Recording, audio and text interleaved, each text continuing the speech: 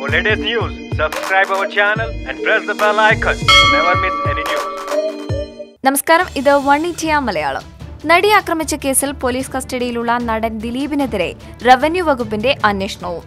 ആഡംബര cinema സമുച്ചയമായ D cinemas നിർമ്മിക്കാൻ നടൻ ദിലീപ് ചാലക്കുടിയിലെ 1 ഏക്കർ സർക്കാർ ഭൂമി കയ്യേറിയെന്ന ആരോപണത്തിലാണ് അന്വേഷണത്തിന് ഉത്തരവിട്ടിരിക്കുന്നത്. റവന്യൂ മന്ത്രി ഇ ചന്ദ്രശേഖരന്റെ ഓഫീസ് തൃശൂർ ജില്ലാ കളക്ടർക്ക് ഇത് സംബന്ധിച്ച നിർദ്ദേശം നൽകി. വ്യാജ ആധാരങ്ങൾ ചമച്ചാണ് ദിലീപ് സ്ഥലം കയ്യേറിയതെന്നായിരുന്നു ആരോപണം. മുൻപ് ഇതിൽ നടപടിയെടുക്കാൻ തുടങ്ങിയ ഭരണകൂടത്തെ ഒരു മന്ത്രി തടഞ്ഞതായും ആക്ഷേപമുയരുന്നുണ്ട്. മിച്ചഭൂമിയായി സർക്കാർ രേഖകളിൽ ഉൾപ്പെടുത്തിയ ഭൂമിയിലാണ് തിയേറ്റർ പണിതെന്ന് നേരത്തെ ആരോപണമുയർന്നിരുന്നു. കൊച്ചി രാജകുടുംബത്തിന്റെ ഉടമസ്ഥതയിലായിരുന്ന ഭൂമി ഊട്ടുപുര പറമ്പെന്ന പേരിൽ മിച്ചഭൂമിയായി സർക്കാർ രേഖകളിൽ ഉൾപ്പെട്ടതാണെന്നും പരാതിക്കാരനായ അഭിഭാഷകൻ കെ സി സന്തോഷ് ആരോപിച്ചിരുന്നു.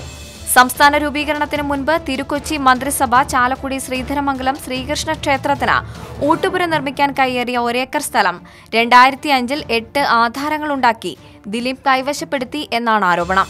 ഈ ഭൂമിയിൽ 35 സെന്റ് ചാലക്കുടി തോട് പുറമ്പോക്കും ഉൾപ്പെടുന്നതായുള്ള റവന്യൂ റിപ്പോർട്ട് മുക്കിയെന്നും ആക്ഷേപമുയർന്നിരുന്നു.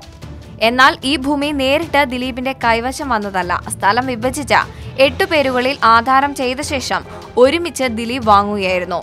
ഭൂമി പോക്കുവരവ് ചെയ്യാൻ റവന്യൂ രേഖകളിൽ ക്രമക്കേട് നടന്നതായും സംശയിക്കുന്നുണ്ട്.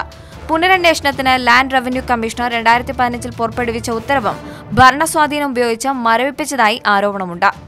ഈ റിപ്പോർട്ടിനോട് നിങ്ങൾക്കും പ്രതികരിക്കാവുന്നതാണ് കമന്റിലൂടെ. കൂടുതൽ വാർത്തകൾക്കായി സബ്സ്ക്രൈബ് ചെയ്യുക വൺ ഇന്ത്യ മലയാളം.